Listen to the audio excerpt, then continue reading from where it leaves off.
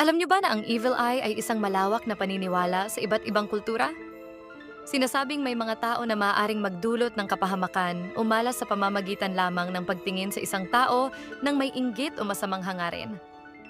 Ang mapanirang titig na ito, na madalas na hindi sinasadya, ay pinaniniwalaang nagdudulot ng kamalasan, karamdaman, o iba pang negatibong epekto sa tao.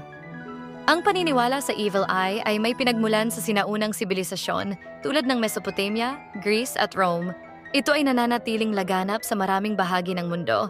Upang maitaboy ang masamang mata, kailangang gumagamit ng mga simbolo, agimat, o ritual na pangontra. Isa sa mga karaniwang simbolo ay isang asul o berdeng bead na hugis mata na tinatawag na nazar. Ito ay pinaniniwalaang tumatalbog sa mapaminsalang enerhiya. Sa ilang kultura, may mga partikular na galaw o salita rin na ginagamit upang kontrahin ang epekto ng masamang mata.